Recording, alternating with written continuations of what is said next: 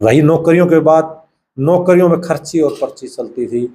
देसी कहावत थी जाटों की, नुलो भाई इसने कंडक्टर लगा दे टिकट पाड़ दे, उन्होंने जी पाड़ने वो काट नहीं ना, नुलो भाई पाड़ नहीं उन्हें चक्कर लगा दो, उन्हें ऐसे ऐसे लगाए। मेरे पड़ोसी का मैं, वो लड़का आज भी उसको 10 तक के पहाड़े सुना दो, मैं गारंटी लेता हूँ। और ये रेवाड़ी टूटी उसकी, जो 10 साल 10 साल मतलब पहाड़े नहीं सुना सकता वो 10 तक के, और वो आज ऑडिटर है, अनपढ़ आदमी। क्यों? पैसे चलते थे। 25% का वो 25 नंबर का इंट्रो होता था, इंट्रो में अपने आदमी लगा देते थे। आज ये कह रहे हैं हम ये कर देंगे वो कर देंगे, वही 25 नंबर का इंट्रो फिर लागू होना है, वही खर्ची पर्ची हमारे बच्चे लेंगे 60 नंबर 70 नंबर ले लेंगे, 25% इंट्रो के अंदर ये हमारे बच्चों को देंगे 5 या 10 नंबर, हमारे का 70 वाले के 75 बढ़ेंगे, ये अपने वाले को देंगे 20, उनका 60 वाला से पे पहुंच जाएगा। तो लगे किसके? उनके लगे, हमारे नहीं लगेंगे ना। रही दूसरी बात, मैं कोसली की जनता को एक बात बता देना चाहता हूँ, गलती से सत्ता परिवर्तन हो गया तो भाई कोसली के लिए तो बहुत बड़ा अनर्थ होने वाला है, क्योंकि 2014 में हरा दिया 44,000 वोटों से, 2019 में हरा दिया ये 75,000 वोटों से, और 2024 में लाख वोटों से हार रहा है। तो आज के देश की कहावत है भाई, लठ को घाव भर जा वोट को ना भरे, क्योंकि हम जैसे किसी को वोट मांगने जाएगा तो वो जाते नु को भाई तने वोट को नहीं दिया, क्यों? नुरवा तेरा दादा ने मेरा दादा हथवा बात करी थी, 3 पीढ़ी पहले की बता दी, तो यानी के तो हमने इसका परिवार तो खत्म कर दिया ना।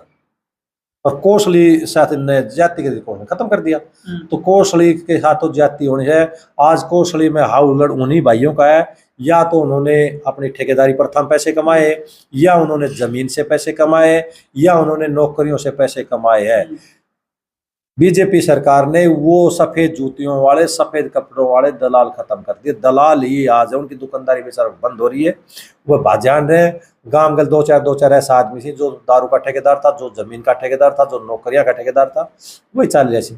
और दीपेंद्र हुड्डा के पास उनकी भीड़ है।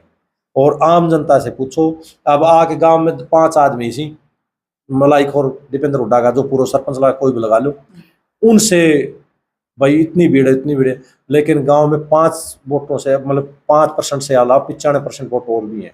और वोटर 95% जो साइलेंट बैठा है वो भाग्य विधाता है, वो और जिताएगा वो। ये जो दलाल है ना, ये नहीं। आप तो मेरे सामने पूरे क्षेत्र में घूम रहे होंगे, पूरे क्षेत्र में घूम रहे जी। मैंने एक चीज बता दो भाई कि दीपेंद्र सिंह हुड्डा की भीड़ के अंदर कोई गरीब आदमी उसका समर्थक आपको मिला हो तो सफेद पोस्ट मिलेंगे, लग्जरी गाड़ियों वाले मिलेंगे, कोई मोटरसाइकिल वालों बालक नहीं मिले हो। ऐसे तो मिल जाएंगे, मेरा गांव में अगर मन को 5,000 रुपये देगो, मन बाल का बैठ दिया भाई गांव में आ रहे हो 10 मोटरसाइकिल खड़ी कर लेता, 100 को तेल गलवा दूंगा, 4,000 रुपये मेरी जेब में गल जाएगा, वो तो पा जाएगा।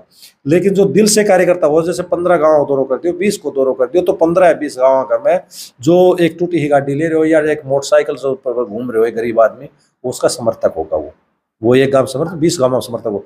ऐसे मैंने एक भी आदमी बता दियो, आप तो देखते हो तो ऑब्जर्व करके देख, पिछले 1 महीना से आप चुनाव में लग रहा है कि दीपेंद्र सिंह हुड्डा के पीछे ऐसा कोई आदमी से जो मोटरसाइकिल में घूम रहे हो, जो एक टूटी ही पुरानी गाड़ी लेके घूम रहे हो, सब लग्जरी गाड़ी सफेद पोस्ट घूम रहे हैं। तो बता वोट कहाँ है? पिछले चुनाव के अंदर और बता दूं, हारा हुआ कैंडिडेट नहीं था, ये जीता हुआ था। अवैध किला था रोहतक का हुड्डा परिवार के लिए।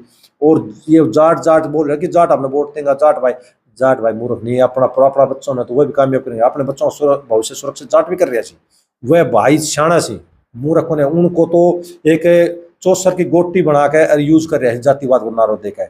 ना तो ये मेरे जज्जर नजदीक पड़ोसी जिलो है और जीते हो कैंडिडेट तो अवैध किला से लेकर मैं चल रहे तो 4649 वोटों से दीपेंद्र सिंह हुड्डा यहाँ जीत के गया था, जिसने जाट जाट कह रहे से अब मेरो भाईचारो से मेरो भाईचारो जो उन सातों ने अच्छो कर रखे हो। तो भूपेंद्र सिंह हुड्डा कहा था भाई जज्जर सोनीपत और रोहतक दीपों का रणवीर हुड्डा का 3 बेटा सी जो इतना अच्छो बेटो थो, इतना अच्छा काम कर रखा था, तो ये 4600 वोटा क्यों जीत के गए थे, मतलब 4600 वोटा मतलब बरोबर टक्कर में गए थे।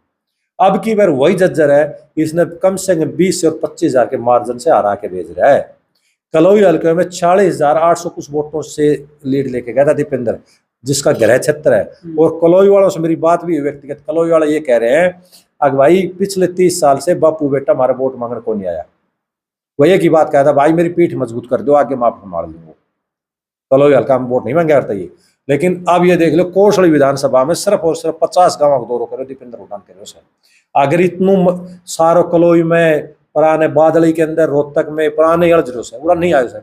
और जिसको घर कमजोर हो ना वो बाहर ना निकलिया करे, और जिसको घर मजबूत है ना वो बाहर निकला वो, तो उसको घर ही वो जो किलो से इसको वो खत्म हो ध्वस्त हो लियो सर। कलोई हल के अंदर इसके भाई साहब के पास लीड नहीं है, वहां से भी हम जीत के निकल रहे हैं। बहादुरगढ़ से भी हम पिछली बार जीत कर निकल रहे थे, बहादुरगढ़ से भी बीजेपी जीत कर निकलेगी, कलानौर से भी जीत कर निकल रही है, झज्जर से भी जीत कर निकल रही है, रोहतक से भी जीत कर निकल रही है। आप इनका एक 9 हल्कों में से एक में ये बता दो, दाव भर लो अगर भाई वहां से कांग्रेस जीत रही है। अगर कोई भाई ये कहना चाहता हो वो जीत रही है तो मेरे साथ आके एक एक किला की शर्त मार लीजिए भाई, मीडिया के माध्यम से एक एक किला की शर्त लगाऊंगा, कौन सो जिता रहे सर। और मैं चैलेंज करता हूँ चैनल के माध्यम से कि 9 हल्का मां से दीपेंद्र हुड्डा आगे छाती बात मार के कह दे मैं उस हल्के से जीत रहा हूँ भाई, घनी बड़ी गुंजाइश को पर एक एक किला जमीन की शर्त लगाऊं उसमें। अच्छा, जो अग्निवीर है बता रहे कि बोर्ड भी लगे हुए हैं, बल्कि बाकायदा दीपेंद्र हुड्डा के बोर्ड लगा रखे हैं कि जरा सोच के देख भाई कि अग्निवीर से क्या मिलेगा आपको, और अग्निवीर देश को खत्म कर देगी, ये कर देगी, ऐसे कुछ बोर्ड लगे हुए हैं। देखो भाई साहब, अग्निवीर एक बहुत ही बढ़िया सिस्टम है। आज हमारे हिंदुस्तान के पास 14.5 लाख सैन्य बल है। हमारा मेन शत्रु आज कौन हो रहा है? चाइना हो रहा है। हम पाकिस्तान को शत्रु ही नहीं माने, वो तो खत्म है, मरोड़ा दिन के मारांगा। और चाइना के पास 22.5 लाख पीपल आर्मी है, उसके सैन्य बल से अलग।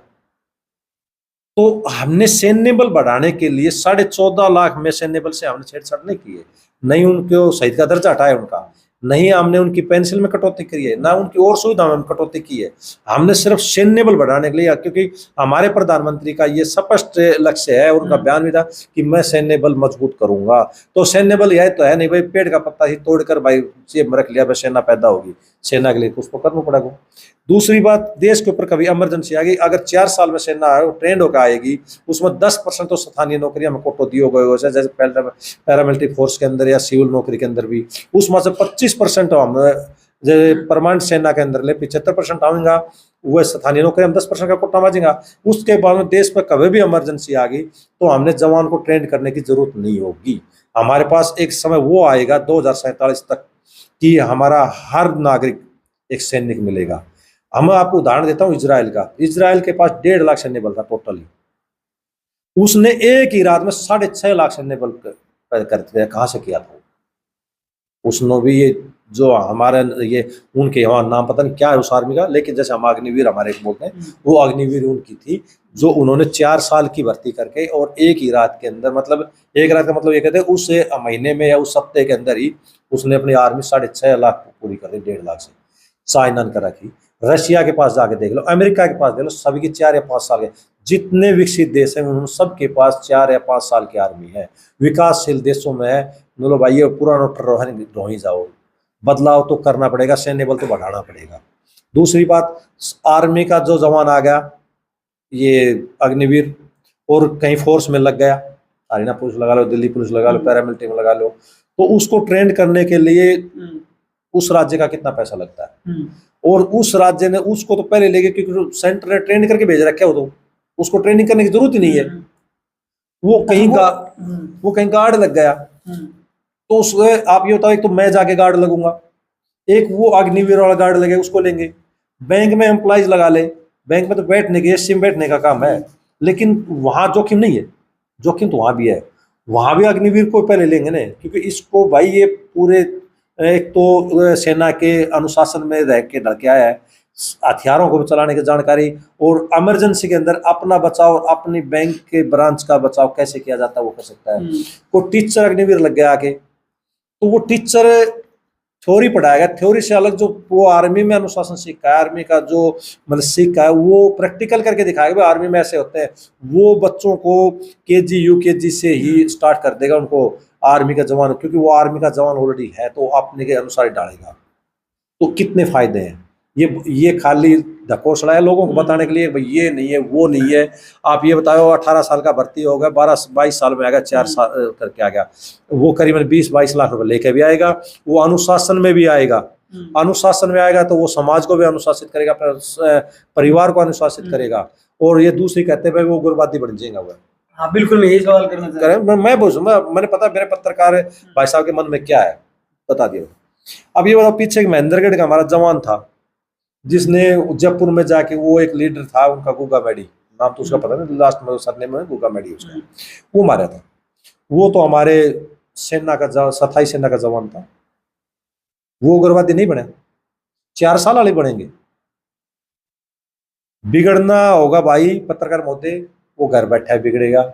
और जिसने कुछ देश के लिए, कुछ परिवार के लिए, कुछ समाज के लिए करना होगा, वो कहीं पर भी बेच दो। अब ये बताइए, शराब के ठेकेदार जो दारू बेच रहे, सारा दारू पी रहे, जो 24 घंटा दारू बेची सी, दारू को कारोबार करें सी, वह दारू पीवी सी, उनमें से कुछ हिस्सा जो दारू नहीं पी रहा। दुकानदार जो स्प्रे वगैरह बीज, खाद बीज की दुकान से स्प्रे में जहर बेचे सी, वो सारा जहर पी रहे थे, वो बेच रहे थे, खुद तो नहीं पी रहा। जिसने ये लोगों का गुमराह नहीं हुए नौजवान ना मेरा ना, देश में भाई ऐसे उग्रवाद फैल जाएगा, वो फैल जाएगा, ये फैल जाएगा, सब कुछ नहीं है। देश एक विकसित राष्ट्र की ओर बढ़ रहा है। और आने वाले समय में देखो, बदलाव के दौर पर देश है। तो ये लोग कल नहीं यही चुप होकर बैठेंगे। राम मंदिर के लिए पूछते थे पहले तो आपसे कि भाई राम मंदिर कहाँ बनाओगे, कब बनाओगे, पूछते थे ना। अब वो बन गया ना, बदलाव तो उसमें हुआ है। धारा 370 में भी ये कह रहे थे कि भी धारा 70 दिन जिस दिन टूटेगी उस दिन जम्मू कश्मीर की धरती लाल हो जाएगी, केसरिया रंग की हो जाएगी। वहां तो पत्ता भी नहीं हिला। अब ये ऐसे क्यों नहीं पूछ रहे, अग्निवीर पे तो बोल रहे हैं कि उग्रवादी बन जाएंगे, ये क्यों नहीं पूछ रहे भाई पीओके पे क्या करोगे तुम? हम तो उस टाइम पे नादान थे। इंदिरा गांधी ने पाकिस्तान साथ युद्ध किया था, तो उस टाइम विपक्ष में लीडर था अटल बिहारी वाजपेयी। उसने ये कहा था कि आज कोई पक्ष विपक्ष नहीं है, आप दुर्गा का अवतार धारण करो, और पूरा विपक्ष आपके साथ खड़ा है। तो आज हमें ये क्यों नहीं कह रहे भाई हम साथ खड़े, पीओके के ऊपर अटैक करो और हमारा कश्मीर लो? मुद्दों की बात क्यों नहीं कर रहे? ये तो ये कह रहे भाई ये हो जाएगा। अच्छा, दूसरी बात आप ये बताओ, सेना हमारे आज से है नहीं। जब से देश आजाद हो, जब से हमारे पास 27 सेना खुद की है ना, कितने हमारे जवान आ लिए हैं, कितने भर्ती हो लिए हैं, कितने 15 साल में हैं, कितने जो पूरी 60 साल की सर्विस करके आए हैं। उनमें से मन ये बता दो कि वे कितने उग्रवादी बने हैं। हमारी सेना का इतना मनोबल टूटा, हमारी सेना इतनी गिरी हुई है कि हम उग्रवादी पैदा कर रहे हैं, हम देश की रक्षा कर रहे हैं।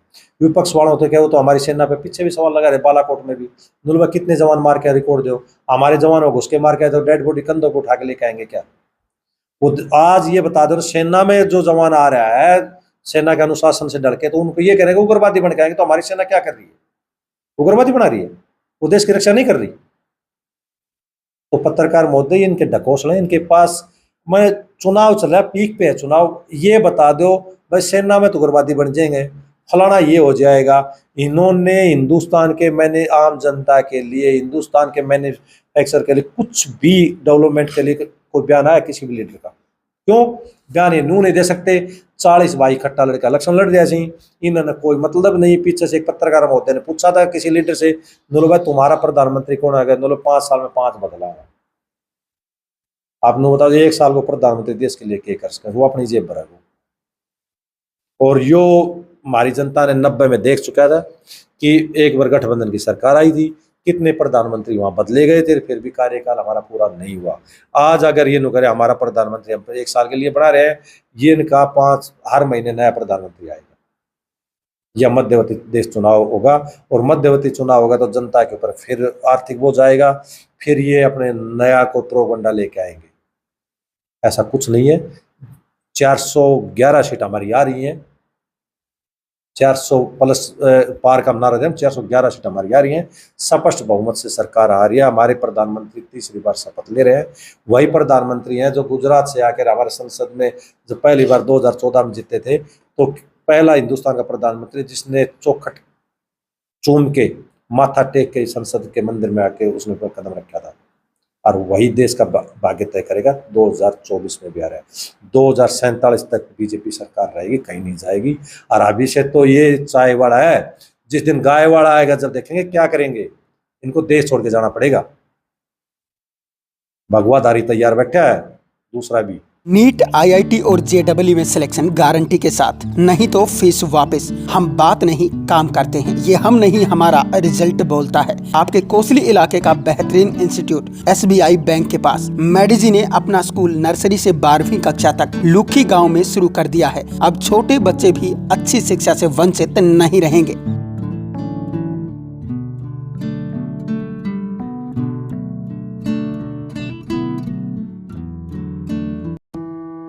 छब्बीस सालों का अनुभव अब संवारेगा आपके बच्चे का भविष्य। श्री भगवान जी लाए हैं डहीना एरिया के लिए बेहतरीन शिक्षण संस्थान Lord Krishna senior secondary school, आपके नजदीकी गांव निमोट में। अब होंगे आपके बच्चों के सपने साकार।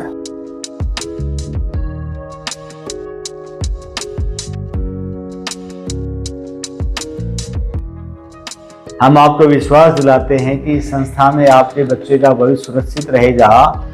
IIT, PMT, CLET, CA, CPT, NDA, सैनिक स्कूल और मिलिट्री स्कूल सभी कंपटीशन की तैयारी करवाई जाएगी। मैं 26 साल से शिक्षा के क्षेत्र में काम कर रहा हूँ, 1998 से। मैं पहले भी 2 संस्थाएं अच्छी चला रहा हूँ, ये तीसरी संस्था लेके हम भविष्य में आपके बच्चे का भविष्य बनाते चलेंगे। और जितने भी कंपटीशन टेस्ट हैं, हमारे पास जो विद्यार्थी आए उसको संस्कारवान बनाएंगे, चरित्रवान बनाएंगे।